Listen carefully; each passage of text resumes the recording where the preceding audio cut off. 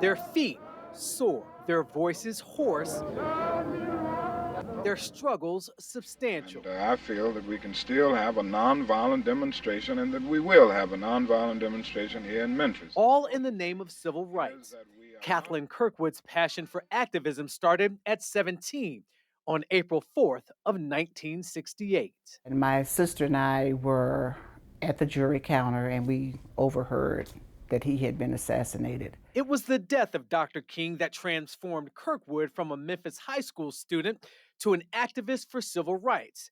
What Dr. King fought for now became her fight. In that process, I joined the Freedom Choir. I did went to a lot of rallies, and as time went on, I participated in my very first march with my father. As Kirkwood sat draped in the original blanket she was given to keep warm on those freedom marches, she reflected on the issues that drew her into the streets: civil rights, police brutality, equality, and criminal justice. At 71, I'm just as much an activist today as I was when I was 17 years old.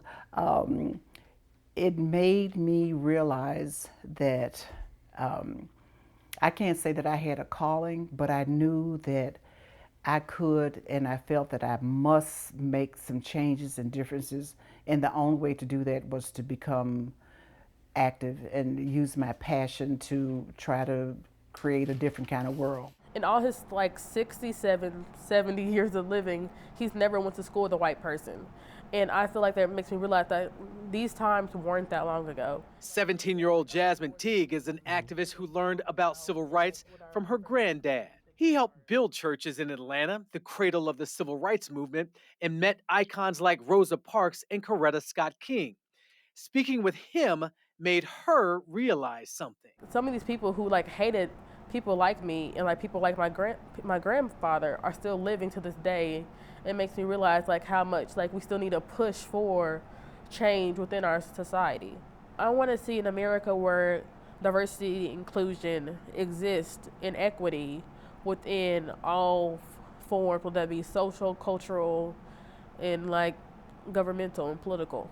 From Dr. Martin Luther King Jr. to George Floyd, and from Jasmine Teague to Kathleen Kirkwood, the names may have changed, but the struggle for civil rights, police brutality, equality, and criminal justice within the African American community has stayed the same.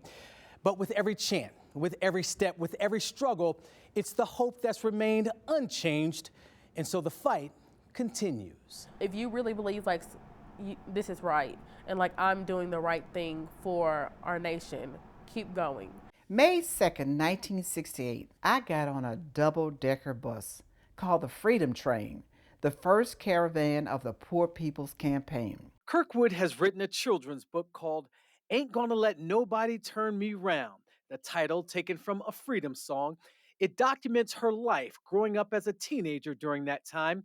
It's her way of giving back while instilling her passion in others. My dream is to be able to crisscross the United States, teaching and educating, birthing young activists.